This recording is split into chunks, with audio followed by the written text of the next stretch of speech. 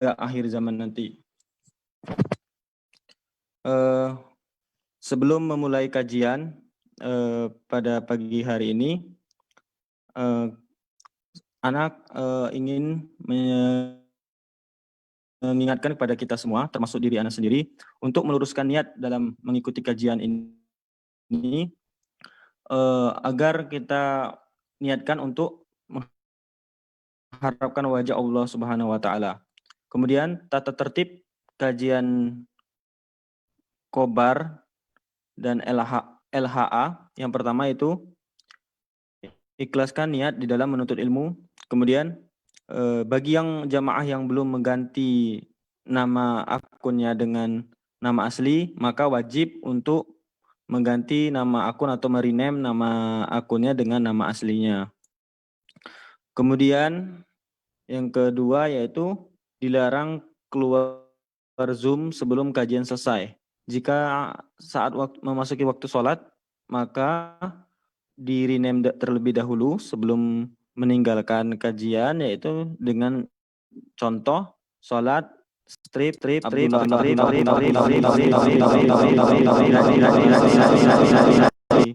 uzur, maka diganti kembali dengan nama seperti semula.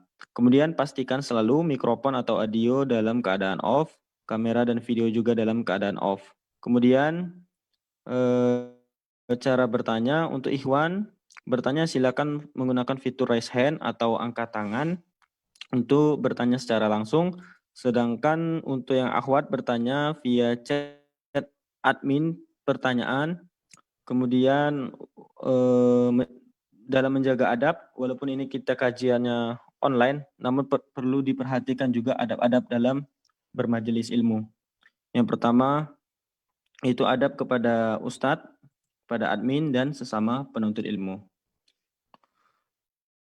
Kemudian diinformasikan bahwa kajian ini diselenggarakan oleh Khobar Islamic Study dan Luqmanul Hakim Academy yang disupport oleh Cisauk Mengaji dan Majelis Taklim An-Nahl Surabaya. Kepada para jamaah yang telah bergabung, kami sampaikan juga apabila ingin menyalurkan infak atau sedekahnya untuk dana operasional dakwah Khobar, diantaranya dalam penyediaan Zoom berbayar dan operasional lainnya, dapat menyalurkan infak dan sedekahnya ke rekening BNI Syariah dengan nomor 0805 177043. Ana ulangi sekali lagi, 0805 177043 atas nama Cut Rafiqoh Majid. Kajian pada pagi hari ini juga akan di streaming di akun Facebook Cisauk Mengaji dan di website cisaukmengaji.com. Silakan kepada para jemaah apabila mengalami kendala di Zoom dapat menyimak juga kajian pada pagi hari ini di akun Cisauk Mengaji dan website Cisauk Mengaji.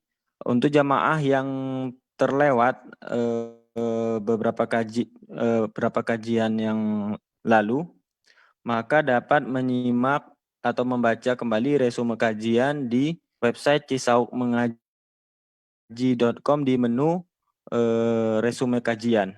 Di sana ada beberapa resume dan termasuk juga resume kajian tentang surat terbuka untuk suami ini.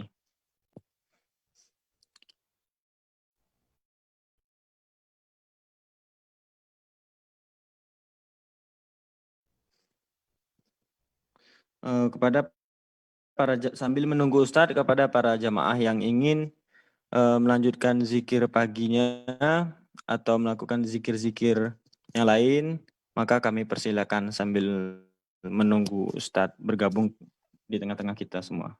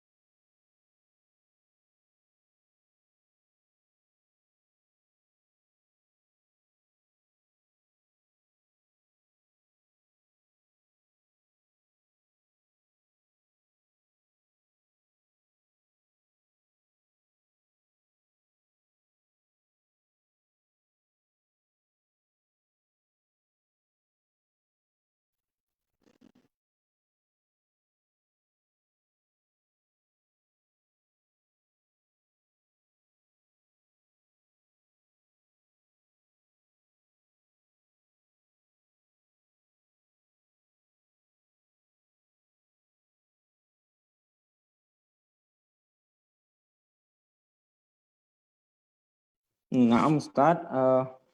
Assalamualaikum warahmatullahi wabarakatuh Ustaz. Alhamdulillah Ustaz sudah bergabung di tengah kita. Untuk mempersingkat waktu Ustaz, langsung saja Ustaz, langsung saja dijelaskan Ustaz untuk materi pada pagi hari ini kepada Ustaz Falyatafadol Maskuro.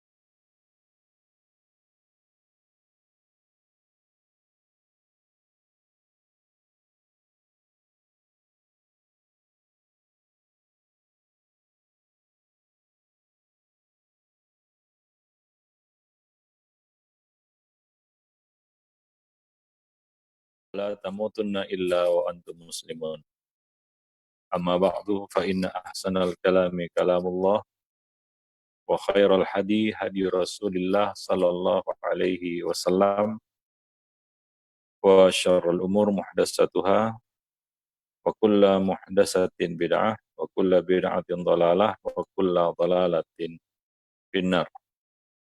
Para jemaah kaum muslimin dan muslimat yang dimuliakan Allah, alhamdulillah segala puji hanyalah milik Allah Rabb semesta alam. Salawat dan salam atas Nabi kita Muhammad sallallahu alaihi wasallam, atas keluarga beliau, sahabat-sahabat beliau, dan siapa saja yang mengikuti sunnah beliau sampai hari kemudian. Jemaah sekalian, pada kesempatan pagi ini kita kembali bertemu dan kita akan melanjutkan pembicaraan kita tentang kita katakan rumah tangga, ya, suami istri, sudah terbuka untuk suami. Kita masuk pada pembicaraan tentang merancang kebahagiaan sebelum pernikahan. Ya, memang ini sangat penting ya untuk membentuk satu rumah tangga yang samara, sakinah, mawaddah dan rahmah. Itu perlu ya tentunya kita merancangnya sebelum kita membangunnya. Harus ada konsep, harus ada asas, fondasi yang menjadi fundamen ya bagi rumah tangga kita ke depannya. Karena banyak kasus-kasus rumah tangga di mana memang rumah tangga itu diasas dengan fondasi yang rapuh. Ya. Maka dari itu, untuk meraih dan menggapai rumah tangga yang sakinah, mawaddah dan rahmah, itu harus dimulai dari memilih calon pasangan kita, calon pasangan hidup kita, calon istri maupun calon suami. Dan ini sangat penting. Karena Nabi Shallallahu Alaihi Wasallam telah menggariskan suatu kaedah, aturan, tata cara, kaifiyat, bagaimana memilih calon suami ataupun calon istri. Ya tentunya ketika berumah tangga, kita harus memiliki konsep yang sama dengan pasangan kita, seperti yang kita sudah jelaskan sebelumnya. Kita mau melangkah kemana? Jangan-jangan satu mau melangkah ke utara, satu lagi ke selatan. Nggak ketemu. Satu ke barat, satu ke timur. Ya. Yang ini biasanya nggak terungkap sebelum pernikahan. Dan baru terbuka setelah keduanya jadi suami istri. Ya. Maka di sana baru terjadi konflik dalam rumah tangga. Ya, konflik internal. Masalahnya berawal, berpangkal, bermula dari mereka sendiri, para jemaah yang dimuliakan Allah. Maka dari itu, Rancanglah kebahagiaan yang ingin kita raih dengan pernikahan itu pasca pernikahan, yaitu dengan memilih calon suami dan calon istri yang sesuai dengan sunnah Nabi Shallallahu Alaihi Wasallam. Bukan kita memilih pasangan itu berdasarkan hawa nafsu. Wah, karena gantengnya, karena hartanya, karena kedudukannya, wah ini PNS, kerjanya mapan dan lain sebagainya. Saya tidak katakan perkara-perkara itu tidak penting atau tidak perlu. Tapi ada perkara yang sangat mendasar yang perlu kita perhatikan. Seperti yang dikatakan Nabi, fadfar bidzatid. Pilihlah yang baik dan bagus agamanya. Itu dasar, itu harga yang nggak bisa ditawar-tawar. Adapun yang lainnya ada tawar-menawar di sana. Ya, iya ada kita katakan toleransi di situ. Ya, masalah fisiknya, masalah eh, status sosialnya, latar belakang pendidikannya, ya itu memang salah satu kafaah yang harus dilihat, kesetaraan yang harus dilihat. Cuma itu bukan dasar, itu bukan basicnya. Basicnya adalah agama. Ya, pilihlah yang bagus agamanya, kata Nabi. Kalau tidak, kamu akan menyesal. Maka sebenarnya kebahagiaan rumah tangga itu perlu dirancang dan dipersiapkan jauh-jauh hari sebelum pernikahan. Bagi para jemaah, para pemuda yang belum menikah, ini punya kesempatan lebih luas untuk belajar lebih banyak. Pelajarilah tanggung jawab apa saja yang harus ditunaikan sebagai seorang suami, ya. Karena pernikahan itu ibarat kendaraan besar yang mengemban tanggung jawab demi terciptanya kehidupan bahagia. Ya, bisa jadi kita akan menghadapi berbagai macam masalah.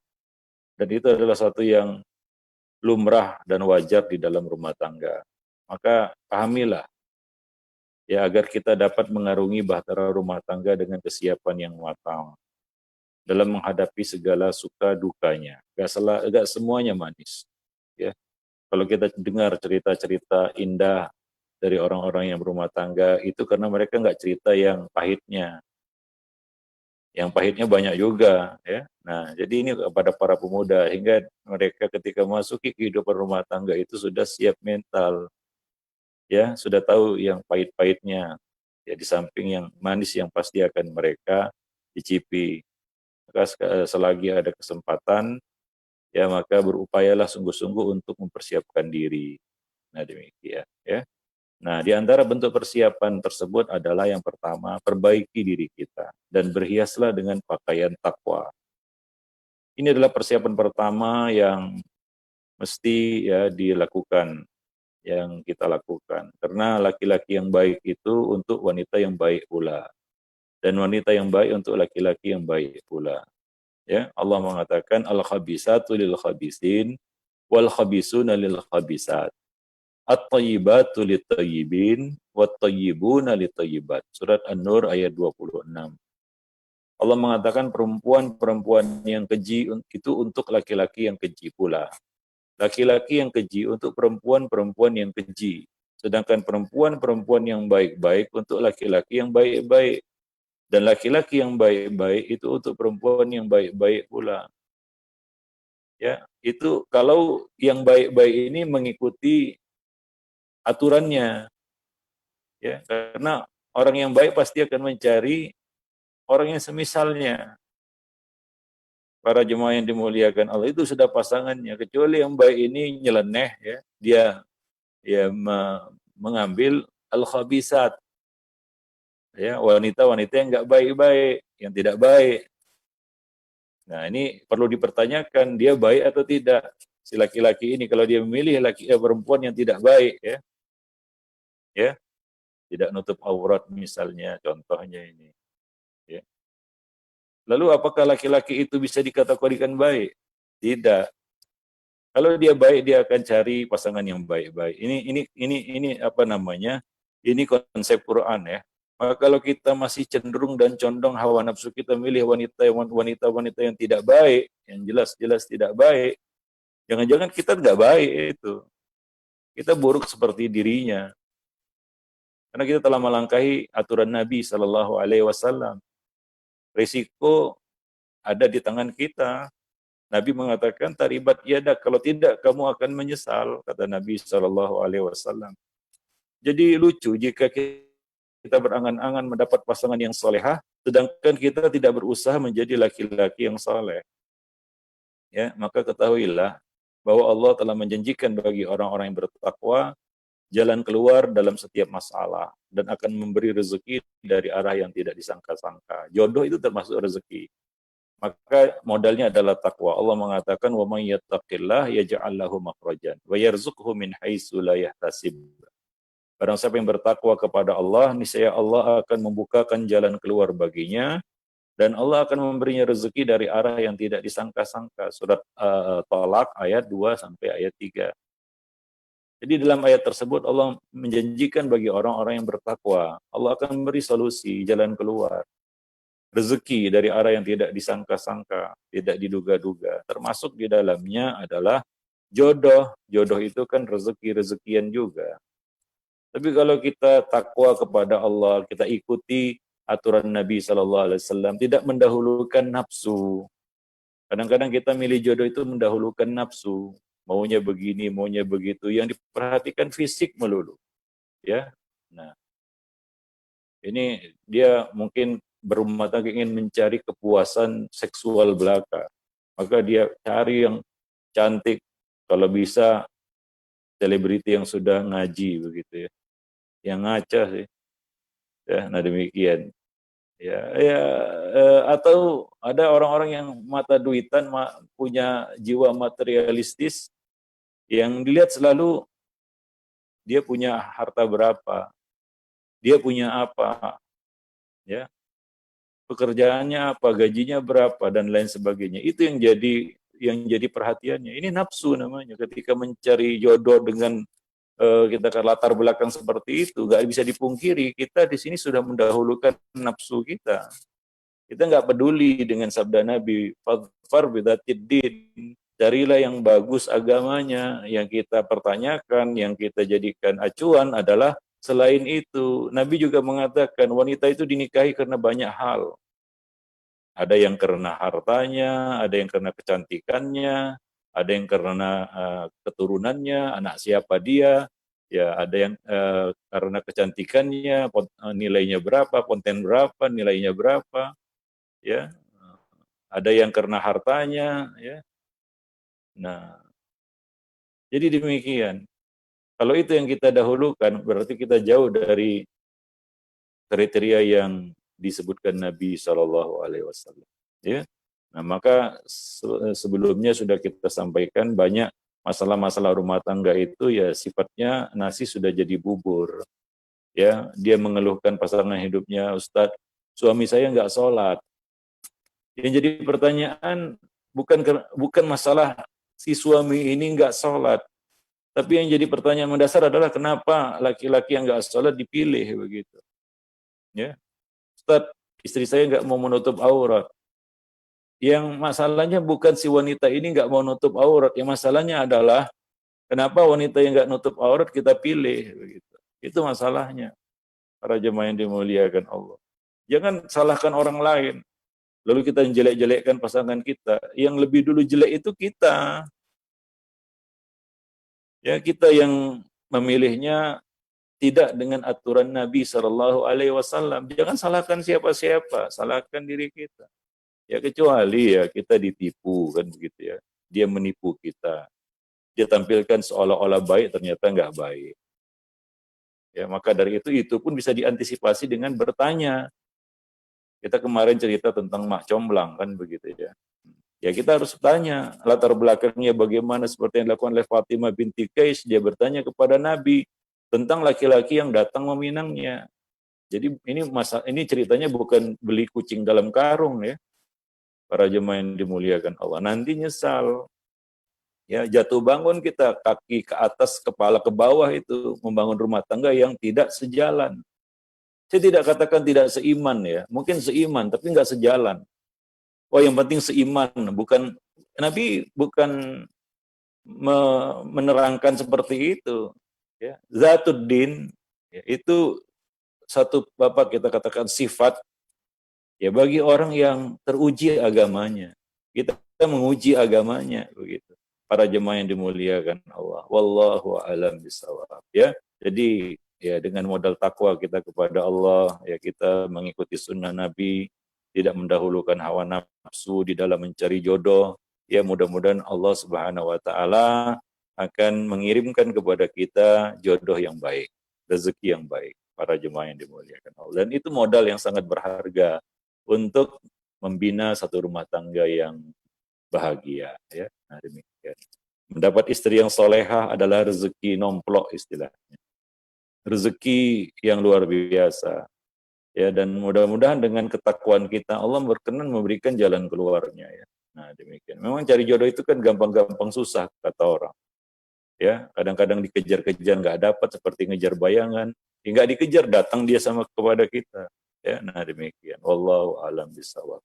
Nah, itu memang seperti yang dikatakan orang sudah menjadi suratan dari langit begitu ya. Artinya sudah tertulis di Lauhul Mahfuz.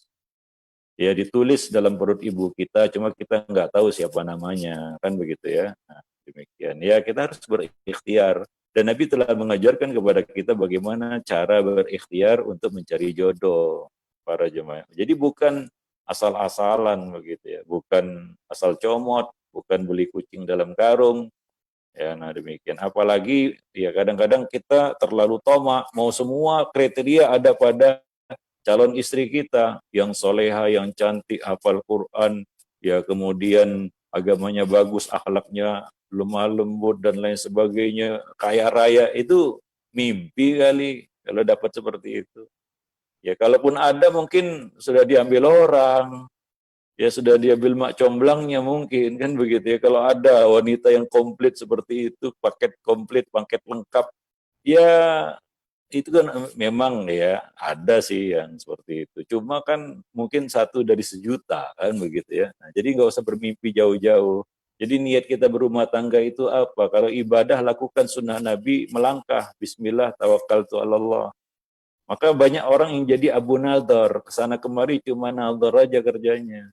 Nggak nikah-nikah itu. Ada modusnya seperti itu. Kenapa? Karena dia seleranya terlalu tinggi, syaratnya terlalu tinggi. Ujung-ujungnya dia nggak dapat pasangan, maka ngaca itu ya. Sesuaikanlah dengan diri kita.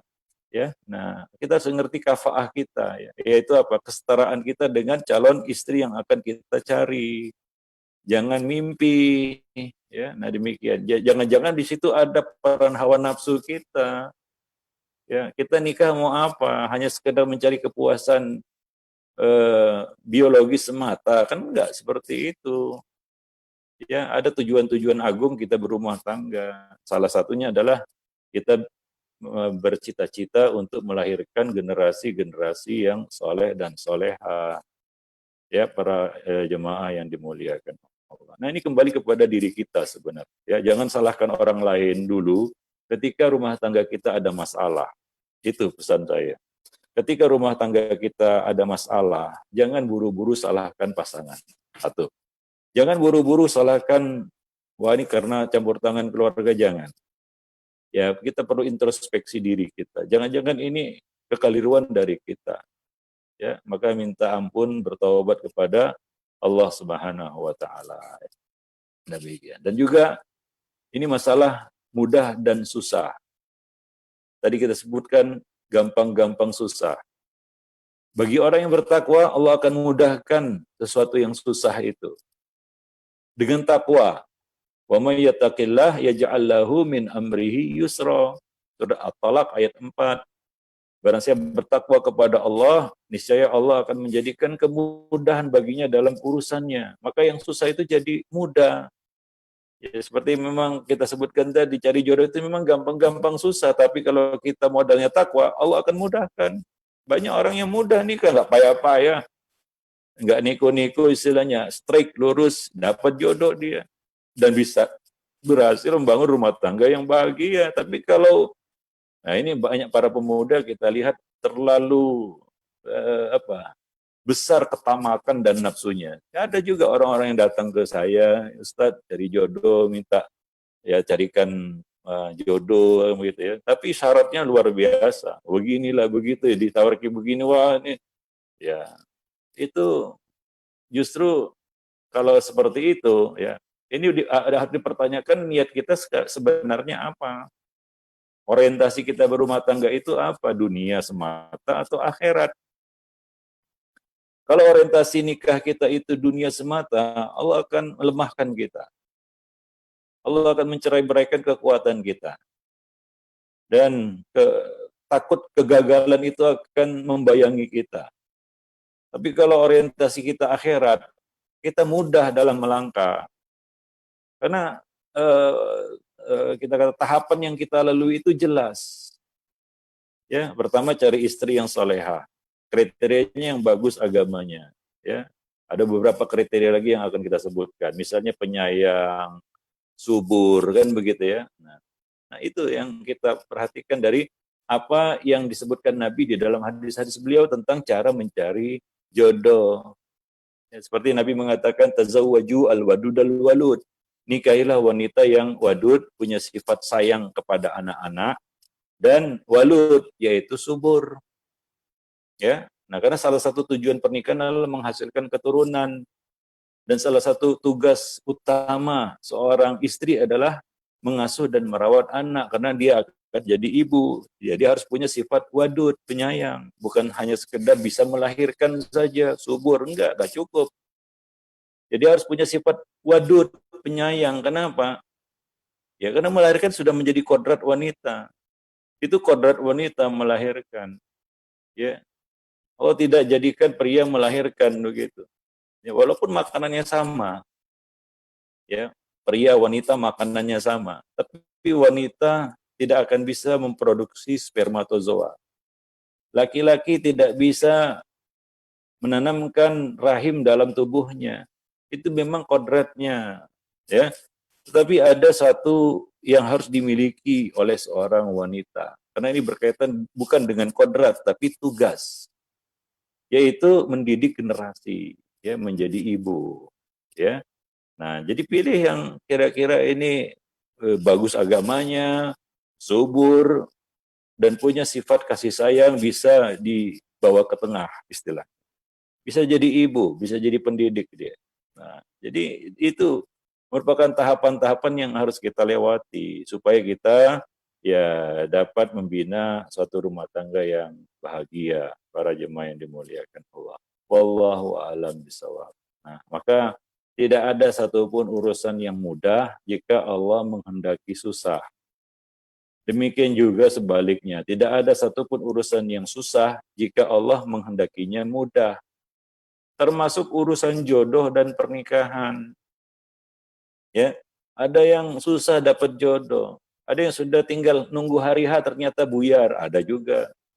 Ya, maka dari itu bertakwalah kepada Allah, mudah-mudahan Allah berkenan memberikan kemudahan ya dalam semua urusan kita.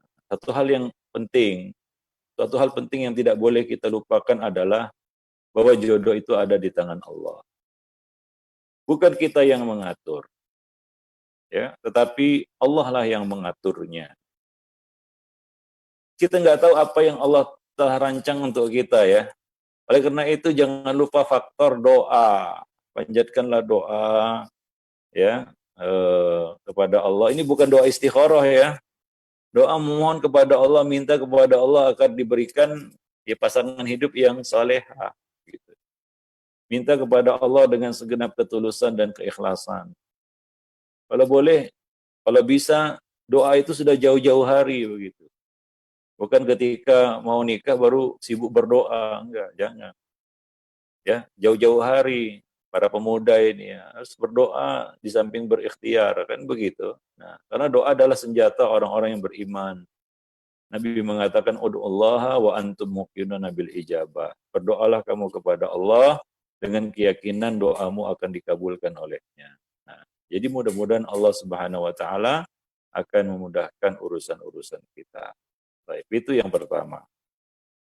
Ya, maka bekalilah diri kita dengan takwa.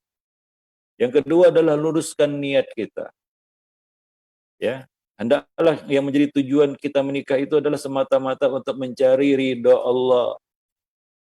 Ya, nah, selain untuk merealisasikan fitrah yang telah digariskan atas umat manusia, memelihara diri kita dari gejolak syahwat yang diharamkan, membangun rumah tangga muslim yang menjadi sumber ketentraman dan kedamaian, dan dengan niat untuk melaksanakan dan mengikuti sunnah Nabi, karena an-nikahu sunnati, nikah itu adalah sunnah Nabi ya.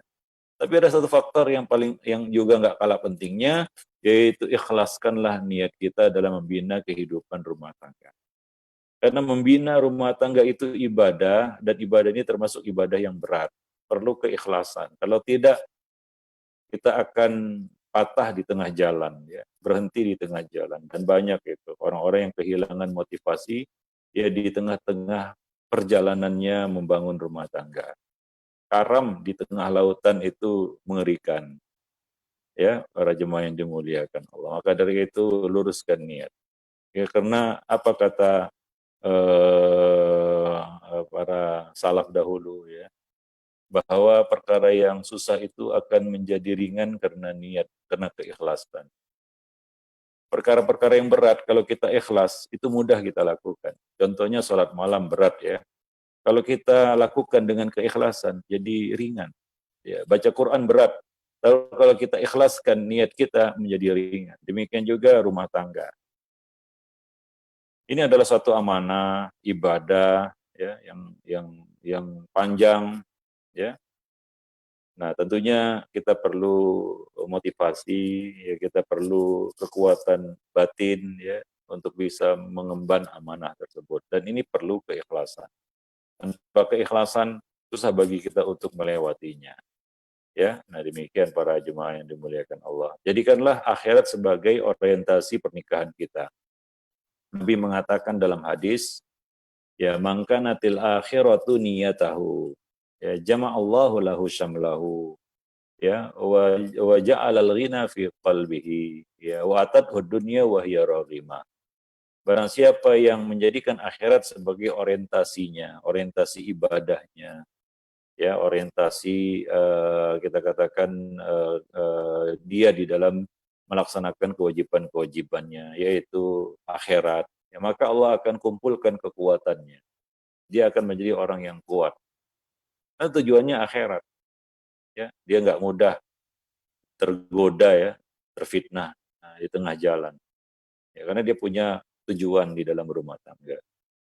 Jadi tidak dengan mudah dia hancurkan. Ada banyak orang-orang yang dengan mudah dia hancurkan rumah tangganya yang sudah dia bina. Dia hancurkan. Anak-anak terlantar, tidak terurus, ya hanya karena mengejar mungkin keinginan, ya keinginan yang itu bercampur syahwat. Sementara dia nggak timbang maslahat mudaratnya.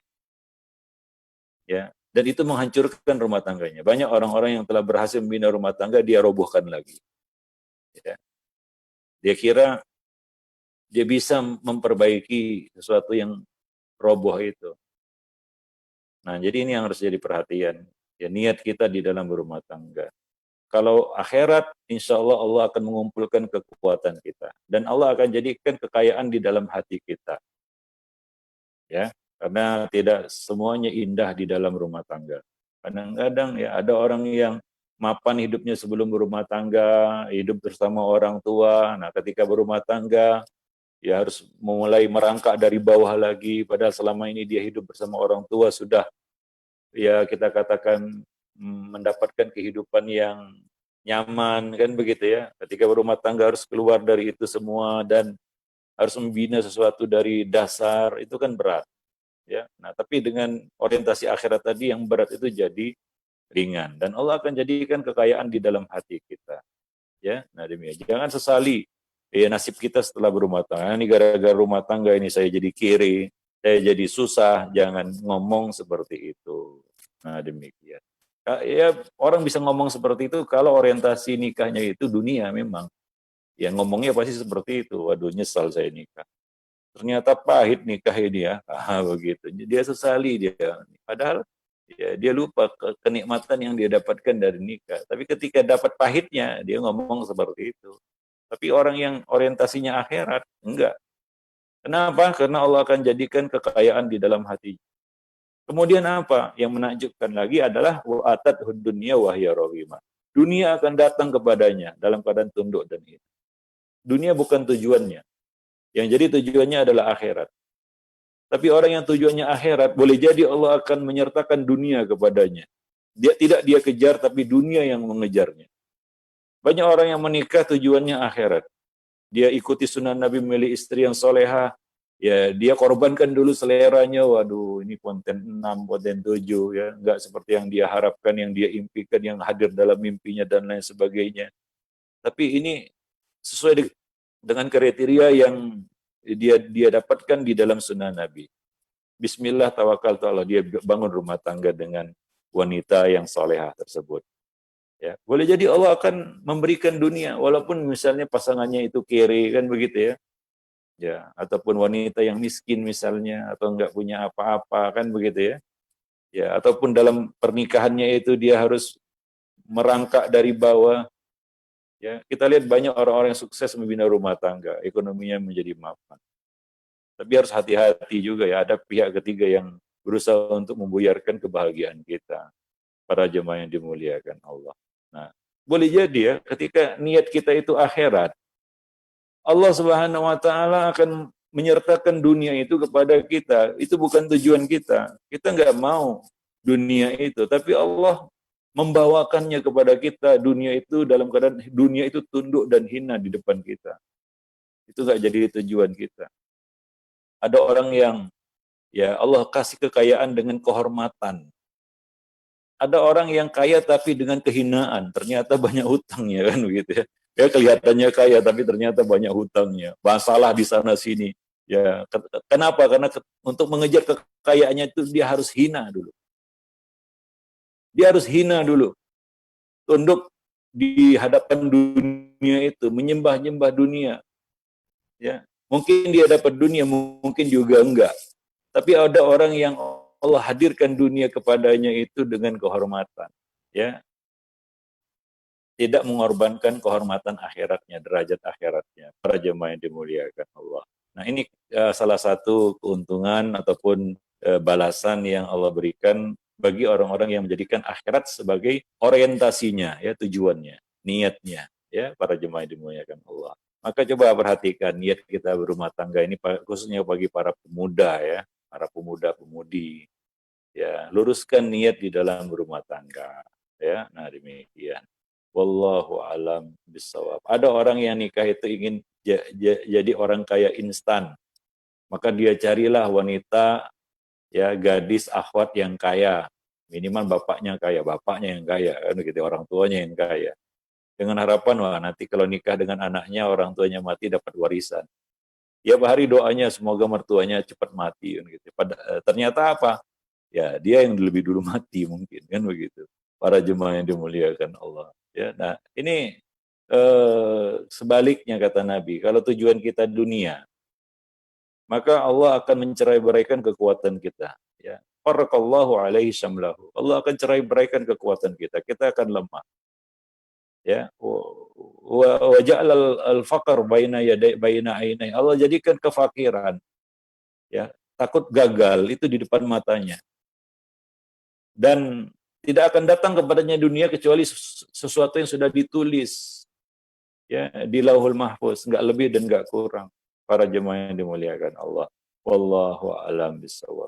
Nah, maka ya ingatlah, ya, faktor niat itu memang luar biasa, sangat menentukan dan akan merubah hasil, ya, para jemaah yang dimuliakan Allah. Nah, baik, apa kata Ibnu Mubarak? Ya, rubba amalin shaghir tu'azzimuhu niyah. Berapa banyak amal-amal yang kecil tapi menjadi besar karena niatnya. Sebaliknya, berapa banyak amal-amal yang besar menjadi kecil dia karena niatnya juga. Ya, maka perhatikan. Motivasi kita di dalam berumah tangga apa? Coba tanyakan kepada kita, kepada diri kita, ya. Nah, demikian. Yang ketiga, untuk merancang kebahagiaan sebelum pernikahan, pranikah, maka perkara ketiga ini mau nggak mau harus kita perhatikan. Yaitu apa? pilihlah calon istri yang solehah dan taat beragama. Jangan pikir yang macam-macam dulu. Ya, pilihlah calon istri yang solehah dan taat beragama. Karena istri yang soleh itu adalah anugerah nikmat yang sangat besar. Apa kata Nabi SAW? Ad-dunya mata wa khairu mata'id dunya al-mar'atu solehah. Dunia ini penuh dengan kesenangan. Dan sebaik-baik kesenangan dunia adalah wanita solehah. Dan istri solehah adalah anugerah dari Allah yang tidak ternilai harganya. Jangan dengan mudah kita campakkan. Ada orang yang Allah kasih kepadanya istri yang solehah. Tapi dia sia-siakan, dia sakiti, kemudian enggak dia pertahankan, dengan mudah dia campakkan, ya, dengan harapan dia dapat yang lain. Ternyata, ya, rumah tangganya pertama berantakan, nikah lagi berantakan juga, ya, semuanya akhirnya berantakan. Dan yang lebih pedih lagi adalah yang jadi korban adalah anak-anaknya. Ya, maka berpikirlah, berhitunglah, muhasabahlah sebelum melangkah. Banyak ya pasangan-pasangan pasutri ya, yang ya gelap mata mungkin ya. Coba perhatikan ya, hal-hal ini ya supaya tidak menyesal di kemudian hari. Ya kita dengan menyampaikan pasangan kita, ya padahal dulu kita pilih dia karena kesalehaannya, ya karena dia adalah wanita soleha, ya. Tapi dengan ya mudahnya juga kita campakkan dia, kan begitu. Maka pelihara dia, jaga baik-baik itu. Tosibah kata orang, tolong simpan baik-baik, kan begitu ya. Nah, demikian. Dan Nabi juga mengatakan dalam hadis, ya Nabi bersabda dalam sebuah hadis yang diriwayatkan oleh ini hadis ini disahihkan oleh Al-Albani dalam Sahih Jami' ya, dari Abu Umamah. Nabi mengatakan qalbun syakirun walisanun dzakirun wa zaujatun shalihatun tu'inuka ala amri dunyaka wa dinika khairu maktanazan nasu. Yang artinya hati yang senantiasa bersyukur, lisan yang terus berzikir, istri salehah yang selalu membantumu dalam melaksanakan urusan dunia dan agamamu adalah sebaik-baik anugerah yang didapat oleh manusia. Itu ada 3 hal. Hati yang senantiasa bersyukur, lisan yang terus berzikir, dan memiliki istri salehah yang selalu membantu kita dalam melaksanakan tugas-tugas urusan-urusan dunia dan agama kita, urusan dunia dan akhirat kita. Itu adalah sebaik-baik nikmat anugerah rezeki yang Allah berikan kepada seseorang. Maka syukuri itu, supaya Allah menambah rezeki tersebut. Ya, para jemaah yang dimuliakan Allah. Maka intinya adalah jangan sampai salah memilih pasangan. Karena jika salah akan fatal akibatnya. Ya, ya. Nabi SAW mengatakan, Almaru ala dini khalili, waliyandur ahadukum mayu khalil. Seorang itu berada di atas agama teman dekatnya. Hendaklah salah seorang itu memperhatikan, nadar, siapakah yang menjadi teman dekatnya.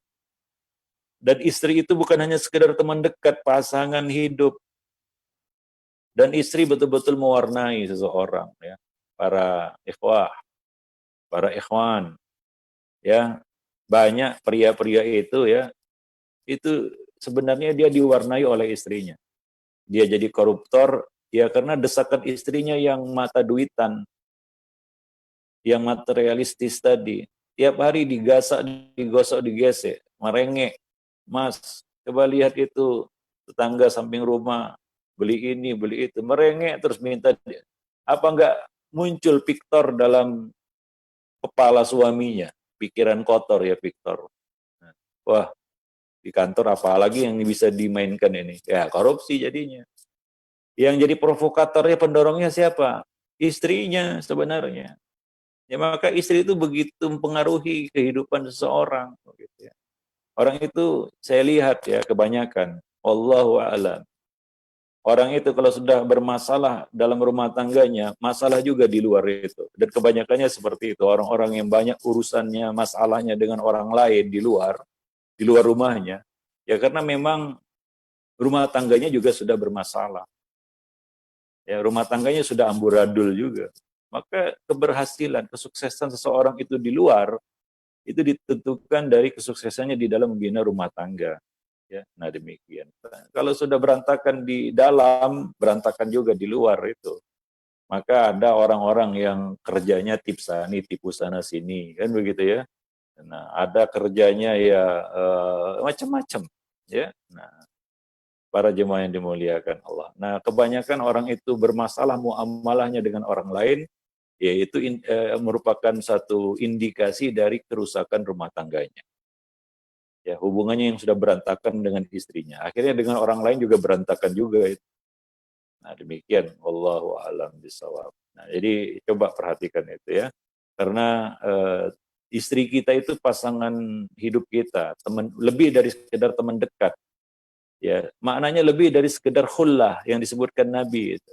Maka alangkah bahagianya kalau kita punya pembisik yang solehah, gitu, yang selalu mengarahkan kita kepada kebaikan, mengingatkan kita, ya selalu mengingatkan kita, Mas jangan bawa makanan rezeki yang haram ke dalam rumah kita, kan gitu ya. Nah itu dia ingatkan terus, dia ya bimbing kita, ya itu menapak bersama di atas ridho Allah. Nah itu luar biasa, itu sangat mempengaruhi.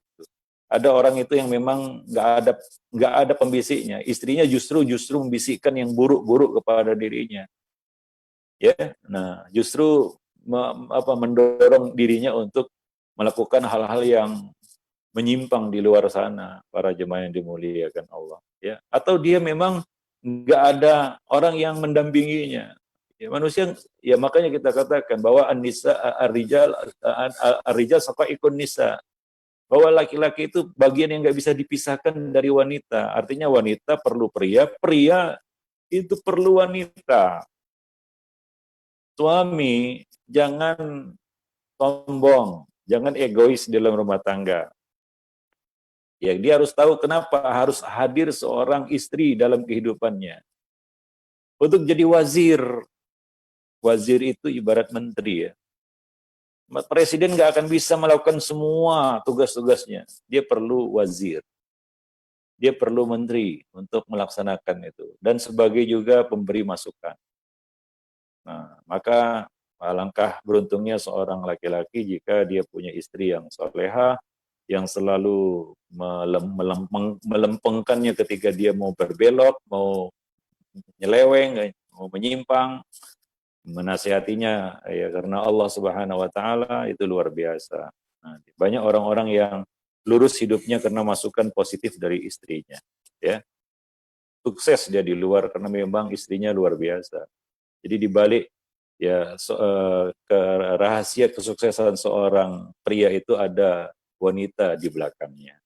Ya para jemaah yang dimuliakan Allah. Kalau kita lihat orang-orang sukses rata-rata ya ternyata ada dukungan keluarga di situ. Ya.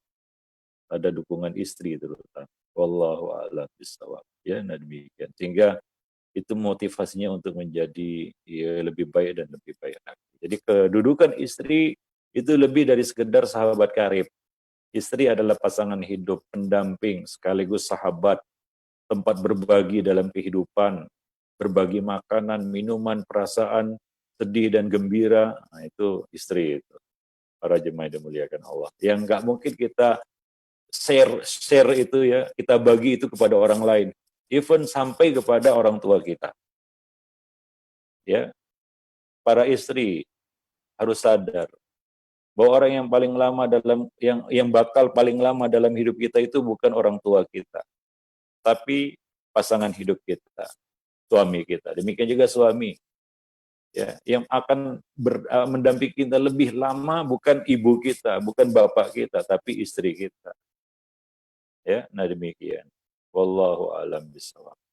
Nah, jadi istri adalah pasangan hidup yang bukan dalam jangka waktu yang pendek, sehari atau setahun saja, tapi adalah pasangan kita sepanjang hidup. Dan tidak diragukan lagi bahwa ya masing-masing pihak memberikan pengaruh yang besar terhadap pasangan hidupnya. Dan istri yang salehah tadi ya, tu'inuka, membantumu ya untuk melaksanakan tugas-tugas duniamu dan akhiratmu, membantumu untuk menaati Allah Subhanahu wa taala. Tolong menolong denganmu dalam demi mencari ridha Allah Subhanahu wa taala dan meraih kehidupan yang bahagia di dunia maupun di akhirat. Ya, nah demikian para jemaah yang dimuliakan Allah. Maka jika memilih calon istri, pilihlah yang saleha, yang taat beragama, yang memiliki kriteria-kriteria yang disebutkan oleh Nabi. Ya, seperti dalam hadis Nabi mengatakan, tungkahul mar'atu li arba'in. Wanita itu dinikahi karena 4 hal. Limaliha, wali jamaliha, wali hasabiha, wali diniha. Ada yang dinikahi karena hartanya, karena kecantikannya, karena keturunannya, ya, dan karena agamanya. Nabi mengatakan fadfar bidzatid din taribat yadak. Pilihlah yang bagus agamanya, ya, kalau tidak kamu akan merugi, kamu akan menyesal. Ya, kamu akan menyesal. Karena semua itu relatif sifatnya. Yang nilainya tetap adalah agamanya. Itu yang bisa kita pegang. Itu nilainya yang tidak berubah. Adapun yang lainnya itu adalah sesuatu yang relatif. Kalau kita bicara harta, ya kadang-kadang wanita itu ya kaya, ternyata apa? Bukan kekayaannya, tapi kekayaan ayahnya. Ya. Nah, demikian. Dan kadang-kadang dilemanya wanita yang kaya itu ya apa ya?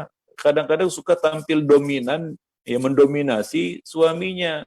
Mungkin suami tidak sekaya istri, sedikit wanita yang kaya dan soleha. Susah itu dapat seperti Khadijah. Ya, nah mungkin 1 dari 1 miliar wanita yang kaya tapi rendah hati, tawadu. Susah nyarinya. Kalau udah kaya, ya dia semau dia kadang-kadang. Dia tampil lebih dominan, superior begitu. Nah kita jadi cecunguk begitu. Didikte, nggak bisa apa-apa. Bahkan ada suami yang diusir sama istrinya. Pergi kamu dari sini katanya. Wah, sebel dia kan begitu ya. Ya, suami yang diusir, bayangkan itu. Ya, nah itu kadang-kadang dilemanya kalau wanita itu dinikahi karena hartanya saja. Kalau kita bicara cantik, ya cantik itu juga relatif. Nanti akan kita bicarakan. Ada istilahnya inner beauty kan begitu ya. Kecantikan rohani itu lebih dahsyat daripada kecantikan jasmani.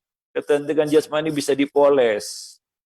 Ya, wanita yang biasa-biasa saja bisa jadi seperti boneka Barbie kan begitu ya.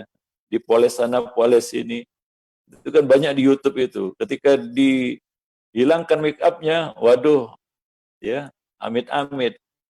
Ketika di make up, imut-imut. Hilang make up-nya, amit-amit. Para jemaah yang dimuliakan Allah. Nah, kecantikan itu relatif. Tergantung kita lihatnya dari sisi apa. Ya, nah demikian para jemaah yang dimuliakan Allah. Kadang-kadang ada sebagian orang dilihat, wah cantik. Ya, itu penilaian sebagian orang. Penilaian yang lainnya, oh nggak cantik, mukanya muka judes kan begitu ya. Ada yang seperti itu. Wah ini mukanya lembut. Ya, walaupun kontennya cuma 6, ini hitam tapi manis, jadi hitam manis kan begitu. Jadi itu relatif. Para jemaah yang dimuliakan Allah. Ya, nah demikian juga karena keturunannya darah biru, darah bangsawan itu nggak jadi jaminan juga. Ya, nah demikian. Ya keturunan Nabi aja belum jadi jaminan, apalagi keturunan yang lain-lainnya. Itu keturunan Nabi, nggak jadi jaminan. Ya, nah kecuali ya takwa. Nah, maka Allah mengatakan waja'alnakum syu'uban wa qabaila lita'arafu. Inna akramakum indallahi atqakum. Ya. Allah jadikan kita bersuku-suku, berpuak-puak, bermacam-macam, ada darah biru, ada darah hijau, yang jelas darah merah kan begitu ya. Nah, tapi ya satu hal, inna akramakum indallahi atqakum. Yang paling mulia tetap yang takwa. Nah itu kalau lah keturunan Nabi itu nggak jadi jaminan juga. Apalagi yang biasa-biasa kan begitu ya. Nah demikian. Taib. Nah tapi ada satu hal yang perlu, yaitu lidini, karena agamanya. Maka pilihlah yang bagus agamanya, kata Nabi Sallallahu Alaihi Wasallam. Al-Hafiz Ibnu Hajar mengatakan, menjelaskan,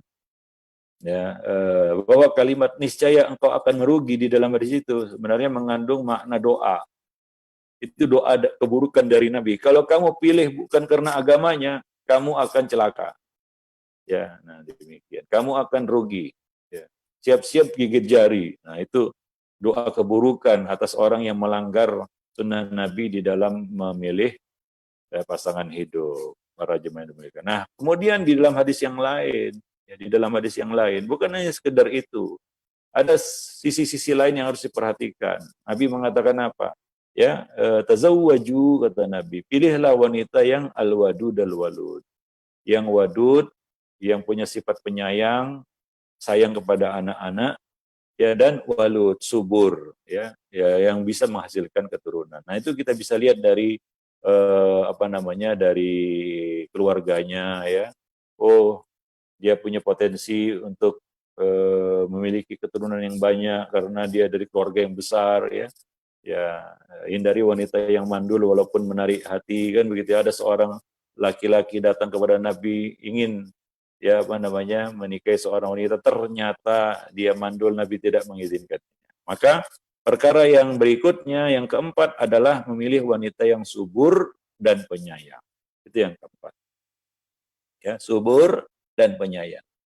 Karena salah satu tujuan pernikahan adalah untuk menghasilkan keturunan dan untuk meraih ketentraman batin. Maka dari itu, Nabi memerintahkan kita untuk menikahi wanita yang subur lagi penyayang.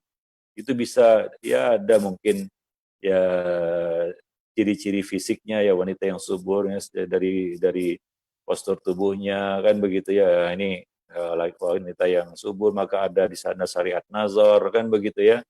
Nah, bisa lihat dari keluarganya, dari bibi-bibinya, ya, nggak ada riwayat mandul, kan begitu ya. Nah, ya, itu bisa kita lihat dari situ. Dan punya sifat penyayang, subur, dia bisa melahirkan keturunan, ya. Dan penyayang, dia bisa menjadi guru bagi anak-anaknya, ya, karena guru itu harus punya sifat penyayang. Nggak akan bisa jadi guru orang yang nggak punya sifat penyayang, gitu ya. Itu sifat yang wajib dimiliki oleh setiap guru. Nah, ibu adalah guru bagi anak-anaknya, maka dia wajib punya sifat itu. Maka Nabi menyebutkan sifat ini. Ya, dia adalah wanita kodratnya melahirkan, maka pilihlah wanita yang subur. Ya, kemudian melahirkan bukan selesai sampai di situ, tugas saya cuma melahirkan. Enggak, salah. Tugas wanita bukan cuma melahirkan saja, tapi lebih dari itu, yaitu menjadi guru, pembimbing, pendidik bagi anak-anaknya. Harus bisa jadi ibu, ya. Nah, bagaimana jadi ibu? Jadi guru, dia harus punya sifat penyayang. Para jemaah yang dimuliakan Allah. Nah, demikian. Ada satu riwayat yang diriwayatkan oleh Ma'qil bin Yasar. Dia berkata, ada seorang laki-laki datang menemui Rasulullah Sallallahu Alaihi Wasallam dan berkata, aku menyintai seorang wanita yang terpandang kedudukannya dan cantik pula. Jadi ada seorang wanita yang terpandang, ya, kedudukannya, ya, mungkin ada darah bangsawannya, cantik lagi, tapi dia mandul. Mandul ini. Mungkin agamanya bagus juga, terpandang lagi, cantik lagi, ya. Sudah 3 ya. Cantik, terpandang, dan bagus agamanya. Tapi sayang dia mandul. Bolehkah aku menikahinya? Maka Nabi menjawab tidak. Kemudian laki-laki itu datang untuk kedua kalinya. Nabi tetap mengatakan tidak, jangan. Nabi tetap melarangnya. Hingga pada akhirnya pada kali yang ketiga Nabi berkata kepadanya, tazawwaju al-wadud al-walud. Nikahilah wanita yang penyayang lagi subur. Karena sesungguhnya fa inni mukatsirun bikumul umam. Sesungguhnya aku akan berbangga dengan jumlah kamu yang banyak pada hari kiamat di hadapan umat-umat yang lain. Ya. Nah, jadi subur dan penyayang, yang lembut dan penyayang. Nabi mengatakan dalam hadis yang lain, nisa'u Quraisy khairu nisa'in raqibnal ibil. Wanita Quraisy adalah sebaik-baik wanita yang menunggang unta, yaitu sebaik-baik wanita Arab. Wanita yang menunggang unta, wanita Arab. Kenapa wanita Quraisy ini menjadi sebaik-baik wanita Arab? Wanita Arab yang terbaik, yang paling unggul. Kenapa? Nah, Nabi menyebutkan alasannya. Alasannya adalah ahnahu ala tiflin fi sighrihi wa ar'ahu ala zaujin fi dzati yadi. Karena mereka adalah wanita yang sayang kepada anak-anak, Ya, mereka wanita yang punya rasa kasih sayang lebih kepada anak-anak, dan mereka adalah wanita yang paling menjaga harta suami, harta benda yang dimiliki oleh suaminya.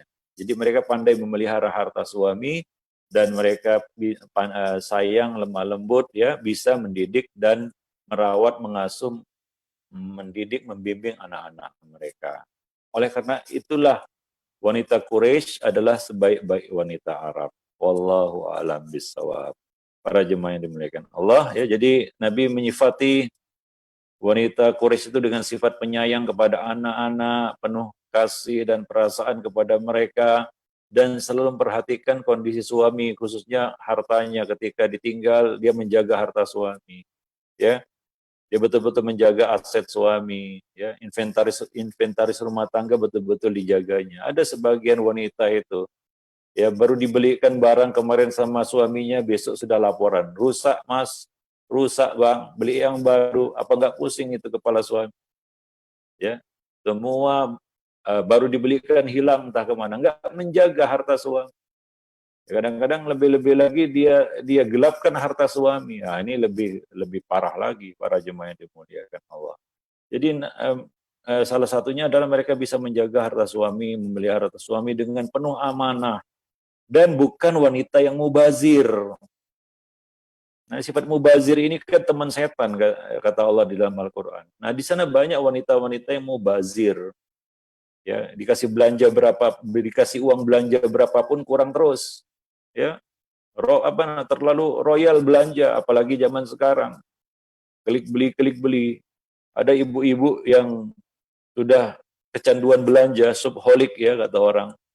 Sampai datang barang yang dia beli itu, dia tanya itu, ini punya siapa bang?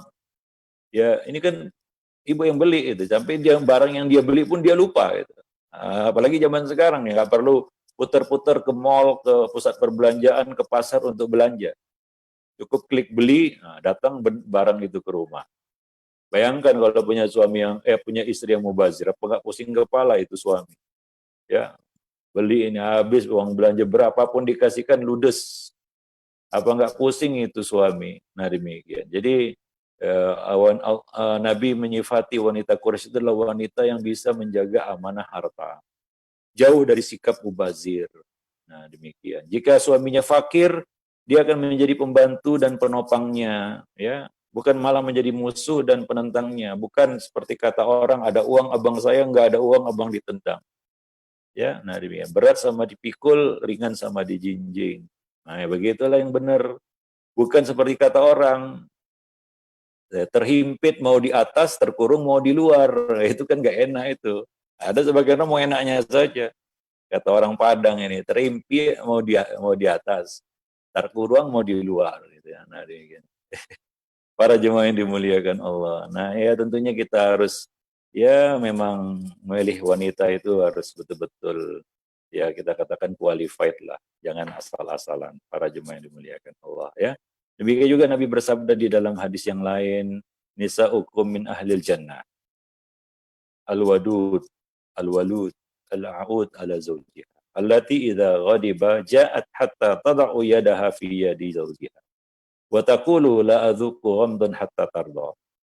Para wanita penghuni surga adalah wanita yang penyayang, wanita yang subur, dan wanita yang bisa berguna bagi suaminya. Wanita yang apabila suaminya marah, dia datang dan meletakkan tangannya di tangan suaminya, lalu berkata, aku tidak akan tidur hingga engkau ridha. Para jemaah yang dimuliakan Allah. Wallahu a'lam bishawab. Ya, nah, ya, itulah dia beberapa kriteria yang mesti kita perhatikan, ya. Nanti akan kita lanjutkan lagi pertemuan kita pada sesi-sesi berikutnya. Untuk hari ini kita cukupkan dulu sampai di sini. Aku luka qauli hadza, astagfirullah li wa lakum lisairil muslimin, innahu huwal ghafurur rahim.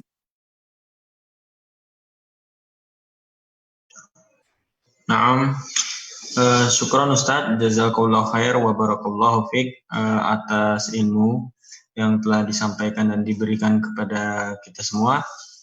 Ana izin untuk kita masuk ke sesi tanya jawab, Ustaz.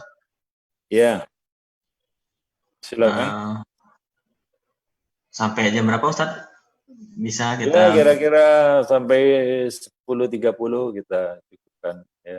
Terus ada waktu kira-kira 30 menit untuk bertanya jawab, silahkan. Ustadz. Bismillah, kepada para jamaah yang ingin bertanya secara langsung, maka kami berikan kesempatan untuk raise hand sambil menunggu Ustadz.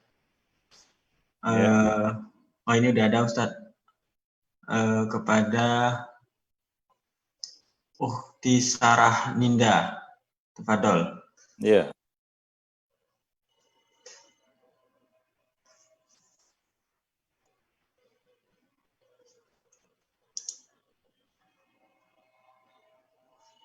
Assalamualaikum Ustaz. Waalaikumsalam warahmatullahi wabarakatuh. Ana Sarah mau nanya, Ustaz, Ana lagi proses ta'aruf dengan seorang ikhwan. Ya. Ana sama sekali tidak kenal dengan ikhwan tersebut, namun ikhwan tersebut sudah datang ke rumah Ana dan menemui keluarga Ana, namun Ana tidak ada di rumah. Lalu dia cuma ingin perkenalan saja gitu, Ustaz. Karena katanya kata ikhwan tersebut bahwa jika seorang ikhwan datang ke rumah akhwat, itu dikatakan sebagai hitbah. Jadi kata dia, soalnya kita itu belum sama sekali kenal, jadi belum ada hitbah gitu Ustadz. Dan sebelumnya ta'aruf yang saya tahu itu jika seorang ikhwan datang ke rumah itu sudah ada keseriusan gitu Ustadz. Jadi saya bingung, jadi masih digantung gitu, ya lanjut atau enggaknya gitu. Jadi gimana ya Ustadz? Ya itu belum dikategorikan khitbah. Ya harus ada kita katakan pengetahuan dari calon istri, ya. Nah, kita nggak tahu, kita kan nggak mau beli kucing dalam karung, kita nggak tahu ikhwan itu gimana, kan begitu ya. Nah, sekarang penampilan bukan jadi ukuran juga, walaupun itu salah satu kriteria penilaian ya, penampilan luar. Tapi kan kita harus tahu juga latar belakangnya, ya. Nah demikian, track recordnya, ya. Nah, kita perlu bertanya, ya melangkah harus pelan-pelan, jangan kesusu, jangan terburu-buru, lakukan proses itu dengan tepat, kan begitu ya, supaya nggak nyesel nanti kesusu, keburu-buru, ternyata apa salah pilih, ternyata ikhwan bermasalah, kan begitu bisa jadi. Maka coba selidiki juga, itu hak kita, nggak bisa kita didikte, saya sudah datang, kamu harus terima khidbah saya, dan nggak bisa, nggak ada konsekuensi seperti itu. Nah, kalau ketika kita dapati ini adalah pilihan yang tepat, nah di situ kita harus serius melangkah, ya. Nah jangan disia-siakan juga kalau kita dapat calon suami yang memang qualified, kan begitu, sesuai dengan kriterianya, seperti kata Nabi, barang siapa yang apabila datang kepadamu seorang lelaki yang baik agama dan akhlaknya, maka terimalah lamarannya. Tapi ketika kita pastikan baik agama dan akhlaknya. Jadi untuk wanita memilih pria, selain kriteria agama, ada kriteria akhlak, ya, yang harus kita ketahui juga. Nah, jangan meraba-raba, jangan juga katanya dan katanya, enggak. Coba selidiki dulu, kan begitu, pelan-pelan. Coba Fatimah binti Qais itu bertanya kepada Nabi tentang dua sahabat yang meminang beliau. Ya, beliau tidak berasumsi wah ini kan sahabat, ya itu pasti soleh lah ya. Ya mungkin ya dari satu sisi kita tidak mempertanyakan kesalehannya. Tapi ada sisi lain mungkin yang jadi pertimbangan, dan itu yang dilakukan oleh Fatimah binti Qais, bertanya kepada Nabi tentang dua orang laki-laki yang datang meminang beliau. Ya, nah, ya ternyata ada kriteria yang tidak cocok. Nah, untuk Fatimah. Nah, akhirnya Nabi menganjurkan untuk menikahi Usama. Akhirnya Fatimah binti Qais menikah dengan Usama, bukan dengan dua laki-laki yang datang meminang tadi. Nah, demikian. Wallahu a'lam bishawab. Nah, ya. Nah, luruskan niat ya, nikah kita untuk apa, jangan wah kita lihat waduh ikhwannya ganteng sekali ini kan begitu, wah pekerjaannya mapan ini. Ya ternyata dia laki-laki yang kasar, nanti kita nyesal tiap hari dipukuli. Ya ternyata dia ada seorang yang apa namanya yang kasar terhadap wanita, akhlaknya buruk misalnya. Kita yang pusing kepala nanti. Nah, jadi luruskan niat. Ya lakukan kriteria yang disebutkan Nabi tadi, ya cara yang dituntunkan Nabi kepada kita. Mudah-mudahan ya setelah itu Bismillah tawakal Allah kan begitu ya. Nah, demikian. Wallahu a'lam. Jangan kesusu, jangan terburu-buru. Ya kenali dulu. Nah demikian. Ya kita bisa bertanya kepada orang yang dekat dengannya atau kenal dengannya ya. Nah demikian. Jangan diam-diam. Itu hak kita juga. Nah demikian. Bukan kita harus ya menerima pinangan laki-laki setiap laki-laki yang datang. Wallahu a'lam bishawab. Apalagi zaman sekarang itu. Coba perhatikan track recordnya. Jangan-jangan dia ini orang bermasalah. Ya ada juga kejadiannya itu. Ya ternyata laki-laki ini laki-laki yang punya masalah. Ternyata sudah beristri, ya punya masalah dengan rumah tangganya yang pertama. Nah ini jadi masalah nanti. Akhirnya, ya ini kejadian ya, si istri jadi nusyuz.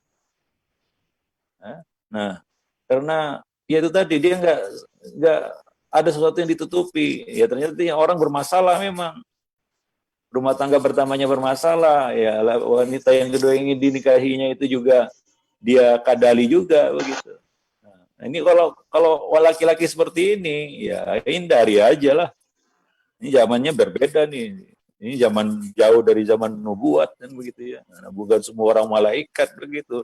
Wah, saya ini sudah ngaji sama Ustaz Fulan itu juga nggak jadi ukuran. Ya saya bicara terus terang di sini. Kadang-kadang kita dikelabui ya, dikibuli dengan apa? Dia mengaku saya sudah ngaji sama Ustaz Fulan, ya mungkin itu katanya kan begitu. Tapi ya selidiki juga. Jangan-jangan ini orang bermasalah ketika ditanya sama ustadznya, wah itu ikhwan bermasalah itu, begitu pula kan gitu. Ya ternyata kita sudah kadang menerima, paham maksudnya. Iya. Wallahu a'lam bishawab. Naam Ustaz, jazakallahu khair atas jawabannya. Semoga pada yang Mufti yang bertanya diberikan pasangan yang soleh. Kemudian untuk selanjutnya pertanyaan akan bergantian dari pertanyaan yang dikirimkan melalui Zoom, kemudian yang dari akun Facebook, baru kembali lagi ke yang raise hand. Untuk dari Zoom yang pertama, Afan Ustadz izin bertanya, apakah hukum memberikan uzur kepada 70 saudara berlaku juga untuk pasangan suami istri? Di masalah ini pun masing-masing saling mengerti, memahami, kadang kali masing-masing dari mereka tergelincir ke suatu masalah yang membuat jengkel satu sama lain, sehingga merasa, bagaimana sih, padahal sudah ngertiin tapi masih saja berbuat demikian. Mohon nasihatnya Ustadz. Barakallahu fiik. Ya, itu hadis Nabi ya. Ada seorang sahabat datang kepada Nabi dan bertanya, ya Rasulullah, berapa kali kami harus memberikan uzur kepada hamba sahaya kami, budak kami, jika melakukan kesalahan? Nabi tidak meresponnya. Nabi tidak menjawabnya. Laki-laki itu datang kembali dan bertanya hal yang sama. Ya Rasulullah, berapa kali kami harus mentolerir, memberikan uzur, ya maafkan budak-budak kami kalau melakukan kesalahan? Nabi tidak merespon juga. Nabi diam saja, nggak menjawab. Nah, kali ketiganya, barulah Nabi berkata, maafkanlah mereka 70 kali dalam sehari. Sehari 70 kali. Ini suatu makna perkataan hiperbolis, artinya selama kamu bisa memberikan toleransi dan memberikan maaf, ya maafkanlah. Ya berilah maaf. Khudil afwa. Ya, salah satu kaidah penting di dalam bermuamalah adalah khudil afwa. Berilah maaf.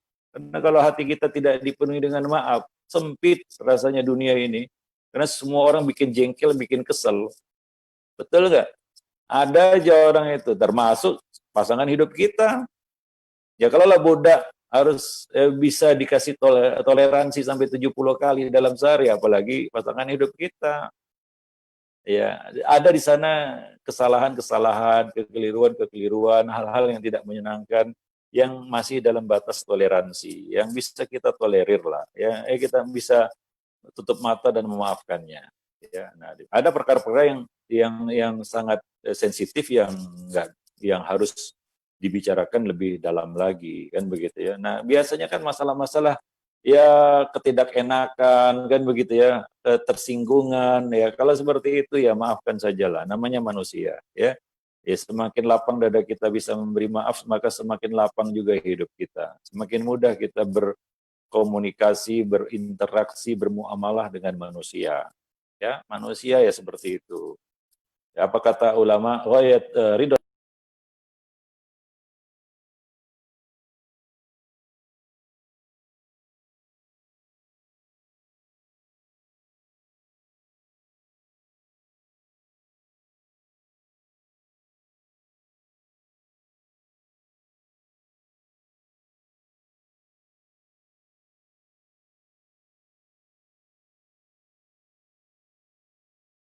Berikan toleransi kepada kita daripada kita la yakfurkan mu'minun mu'minatan in sakhita minha khuluqan radiya minha akhar. Janganlah seorang mukmin membenci mukminah. Janganlah seorang suami dengan secara membabi buta membenci istrinya. Jika dia tidak suka satu perangai, satu atau dua perangai, mungkin di sana ada perangai-perangai yang dia sukai. Ya, ada manusia itu pasti ada sisi positif negatif lah. Ya, nah demikian. Kalau kita lihat sisi negatifnya terus, nggak ada seorang manusia pun yang cocok sama kita. Maka coba lihat ada sebagian bulan nggak bisa.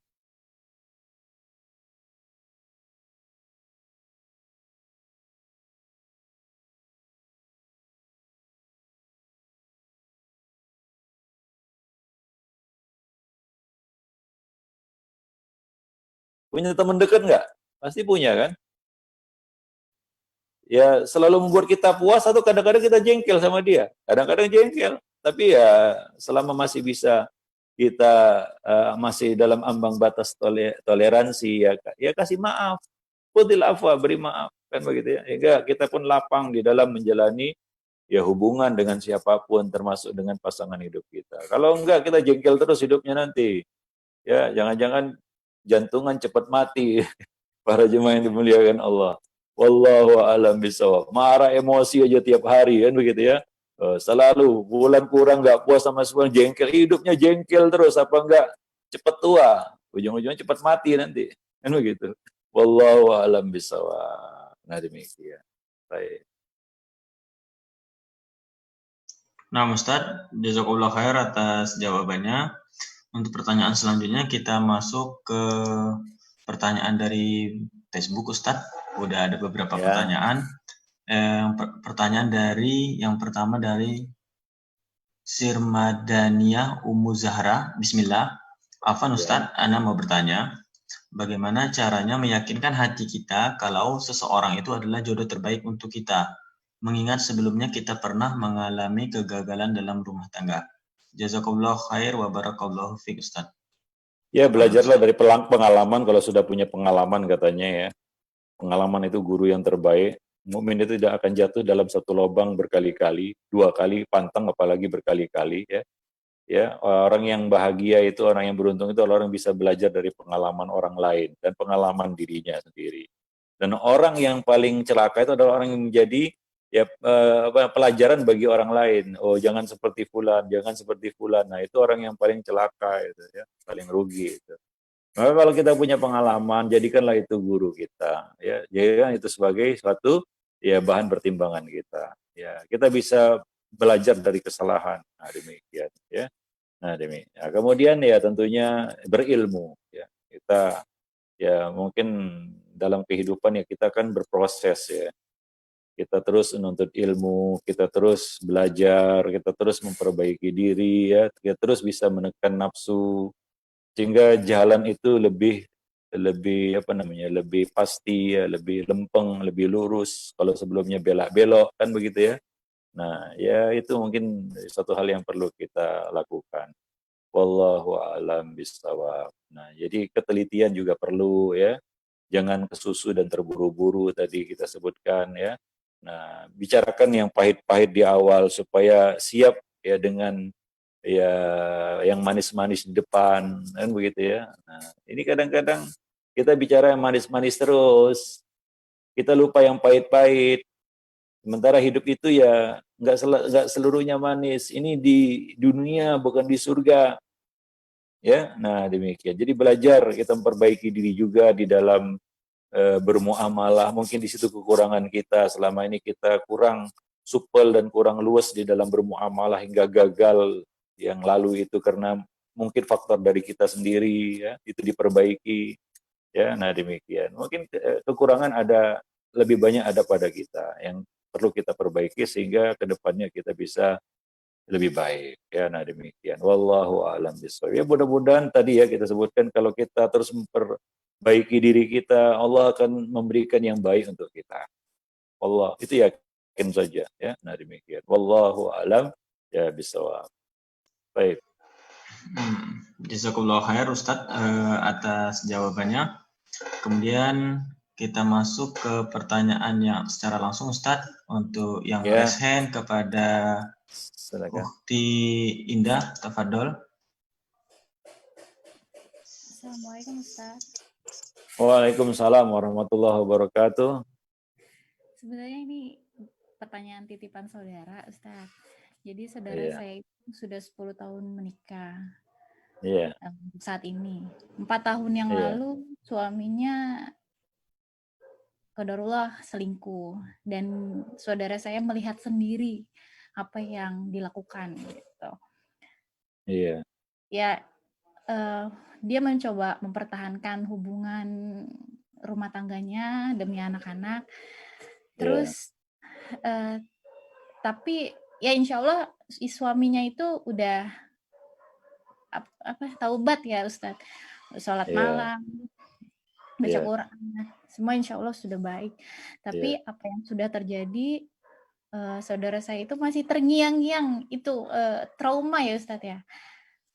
Seperti apa yang harus dilakukan untuk mengokohkan hatinya untuk tidak mengingat kembali, ataukah memang daripada menyakiti ataukah harus pisah gitu. Terima kasih Pak Ustadz.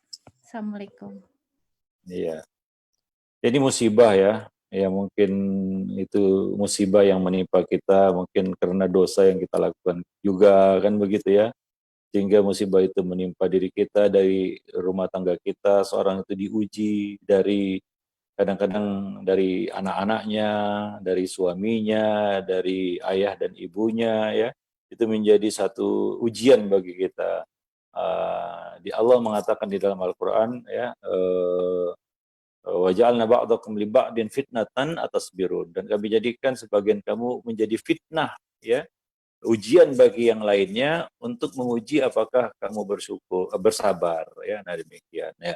Kalaulah kita ambil kompromi di sini ya, dia mau memperbaiki diri, dia mau bertobat, dia mau kembali ke jalan yang benar kan begitu ya, dia istilahnya taubat lah, dan dia menunjukkan kesungguhan taubatnya dan mengakui kesalahannya, kehilafannya, ya mungkin ya berilah dia kesempatan ya untuk membuktikan itu. Kalau ternyata terbukti ya sudahlah, yang lalu biarkanlah berlalu kan begitu ya. Nah demikian, anggaplah itu satu ya kafaroh bagi dosa-dosa kita ya, mungkin itu terjadi karena dosa kita juga.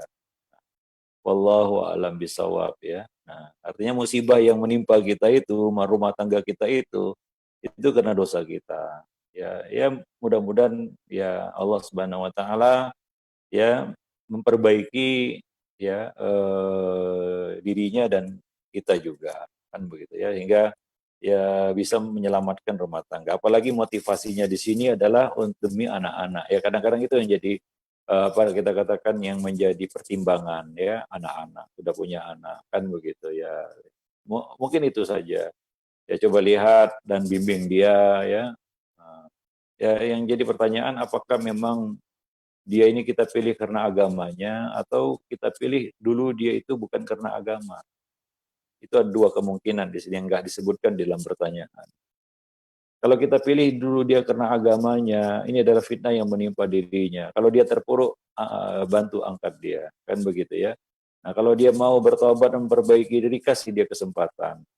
Tapi kalau dia dulu orang yang laki-laki yang nggak ada agamanya, ya jangan buru-buru salahkan dia. Dulu kita nikahi bukan karena agama kok. Ya karena selera kita, wah dia tampan, dia menarik hati, kan begitu ya. Dilihat menyenangkan, itu bukan karena agama. Ya itu akibat, ini adalah kesalahan kita sendiri sebenarnya. Ini adalah akibat dari dosa kita yang melanggar sunnah Nabi. Ya banyak-banyaklah istighfar, ya karena setiap musibah itu terjadi karena dosa yang dilakukan oleh manusia itu sendiri. Wallahu alam bisawab. Nah demikian. Dan mudah-mudahan kedepannya bisa ya kembali ke ke jalurnya ya. Nah demikian. Ya itu lika-liku di dalam kehidupan. Seperti yang saya sebutkan tadi, kehidupan rumah tangga kadang-kadang tidak selamanya manis, kadang-kadang ada batu kerikil, bukan kerikil lagi, batu karang yang menghadang, kan begitu ya, yang harus kita lewati. Masalah-masalah rumah tangga memang kita harus lewati, ya harus kita hadapi, bukan kita lari darinya. Nah demikian. Ya mudah-mudahan kita dapat pahala karena membimbingnya ke jalan taubat, kan begitu ya. Nah ya itu kan berpahala juga kita, ya. Apabila dia masih mau untuk memperbaiki diri, ya meninggalkan kefasikannya itu. Artinya kita nggak bisa memvonisnya ini dia laki-laki fasik. Mungkin dia tergelincir, ya mungkin. Ada banyak faktor kadang-kadang yang itu bisa terjadi, ya. Mungkin selama ini kita kurang memperhatikannya, ya kita kurang memperhatikan diri kita sehingga mungkin kita tidak terlihat menarik bagi dirinya, atau kita justru membuat dia sebel sehingga dia cari pelampiasan, ya imannya sedang lemah. Itu banyak faktor sebenarnya. Maka dari itu kalau bisa dipertahankan, ya pertahankan rumah tangga tersebut, ya demi anak-anak tadi, kan begitu ya. Nah mudah-mudahan kedepannya bisa menjadi lebih baik, ya wallahu a'lam bishawab. Apalagi ada indikasi tadi disebutkan dia sudah berubah, ya kawal terus ya. Nah demikianlah fungsi dari pasangan hidup, kan begitu ya. Kalau lupa diingatkan, ya. Nah demikian. Wallahu a'lam bishawab. Ya lain halnya kalau ya ternyata taubatnya taubat sambal begitu, ngulah lagi. Ya, ini harus jadi perhatian ya kita untuk ya mengambil tindakan gitu ya, yaitu mengakhiri itu gitu. Kita nggak mempertahankan laki-laki yang fasik begitu ya. Nah, mudah-mudahan dia hanya tergelincir begitu ya. Karena fitnah wanita sekarang ini kan luar biasa. Ya wallahu a'lam bishawab. Mungkin itu saja yang bisa saya sampaikan dalam kesempatan jawaban berkaitan dengan masalah tersebut. Nah, demikian. Wallahu a'lam bishawab. Ya. Nah, bantu dia untuk bertaubat. Ya. Nah, Ustaz, jazakallah khair atas jawabannya. Semoga yang saudara dari yang bertanya tadi keluarganya terus diperbaiki oleh Allah Subhanahu wa taala menjadi keluarga sakinah mawaddah warahmah. Pertanyaan selanjutnya Ustaz, mungkin bisa 2 pertanyaan lagi Ustaz? Ya, yang satu ini. Nah, Ustaz. Boleh, iya. Berarti pertanyaan terakhir dari akun Zoom yang bertanya melalui chat. Bismillah, semoga Allah melindungi kita semua dari siksa dan azab api neraka. Afwan Ustadz izin bertanya, bagaimana cara melatih kesabaran dan berakhlak baik serta bertutur kata yang baik? Adakah panduan kitab untuk belajar komunikasi yang baik? Mohon referensinya Ustadz, jazakallah khair. Ya, akhlak itu nggak bisa kita rengkuh, ya kita kantongi sehari 2 hari. Belajar akhlak itu sepanjang hidup. Itu pelajaran yang nggak ada tamatnya. Ya, itu pelajaran akhlak. Pelajaran yang paling berat itu akhlak. Maka materi yang paling berat itu ya materi akhlak sebenarnya. Ada buku saya tulis judulnya Ensiklopedia Akhlak Salaf gitu ya. Saya sering mengkajikan buku itu di beberapa tempat gitu ya. Itu ya memang kita tulis berbicara tentang akhlak gitu.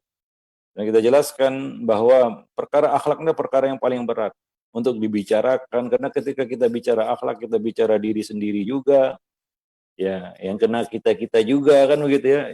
Ya karena kita bicara akhlak itu ya kita malu sendiri ya. Artinya apa? Ya ternyata ya memang berat perkara akhlak itu. Nah, naik turun akhlak itu seperti naik turunnya iman juga.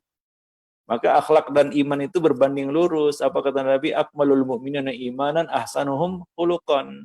Orang yang paling sempurna imannya, yang paling sempurna akhlaknya. Itu berbanding lurus antara iman dan akhlak.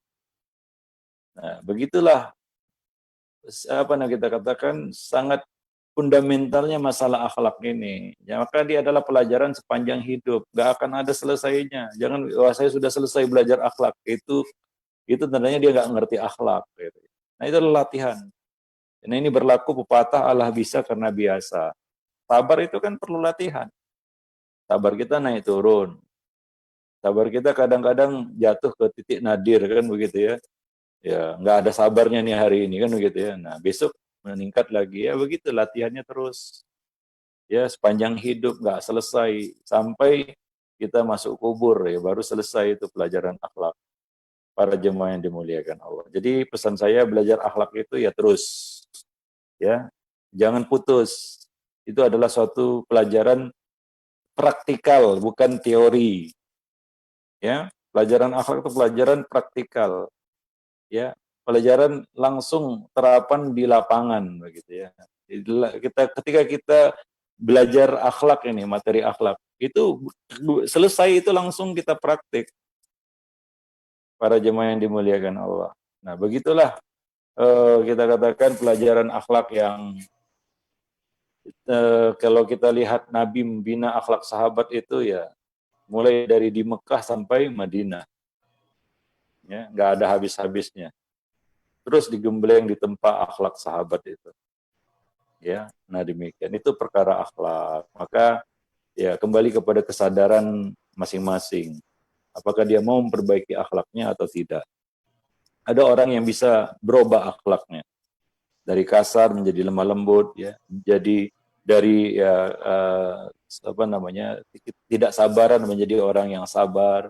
Dari orang yang temperamental menjadi orang yang lembut, yang santun. Nah, itu perlu latihan.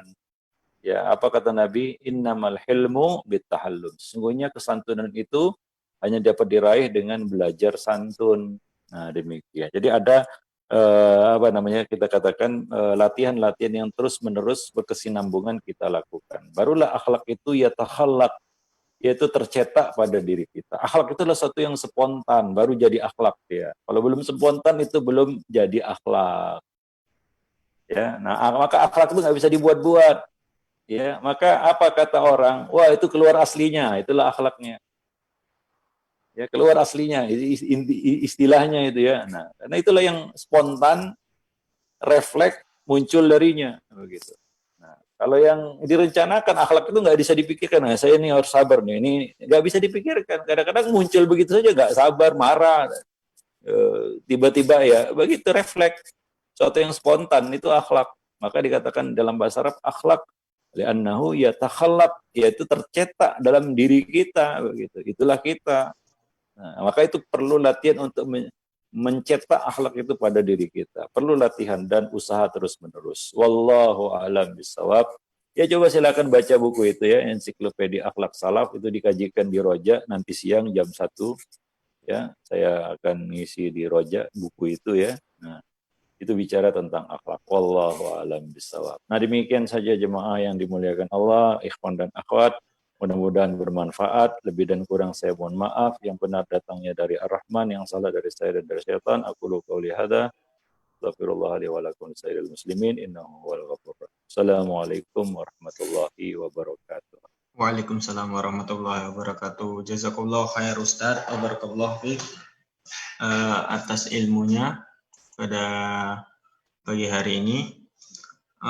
Kepada para jamaah yang telah mengirimkan atau yang raise hand baik di Zoom maupun di akun Facebook, apabila pertanyaannya belum sempat dibacakan atau dijawab oleh Ustadz, bisa ditanyakan kembali pada pekan depan, pada kajian pekan depan di setiap hari Senin insya Allah jam 9. karena mengingat keterbatasan waktu dan banyaknya juga pertanyaan dari jamaah.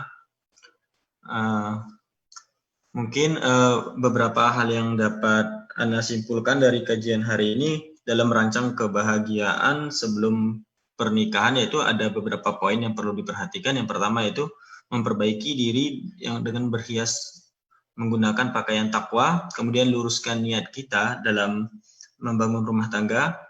Yang ketiga, pilihlah calon suami atau istri yang soleh dan soleha dan yang taat beragama. Dan yang keempat, pilihlah wanita yang subur dan penyayang. Barakallahu fikum pada para jamaah yang telah bergabung pada kajian pada pagi hari ini.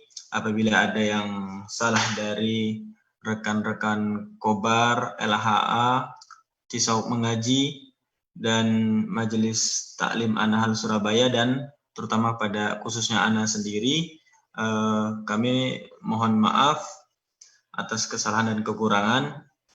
Untuk langsung saja untuk kita tutup kajian pada pagi hari ini dengan doa kafaratul majelis. Subhanakallahumma wa bihamdika asyhadu an la ilaha illa anta astaghfiruka wa atubu ilaik. Assalamualaikum warahmatullahi wabarakatuh.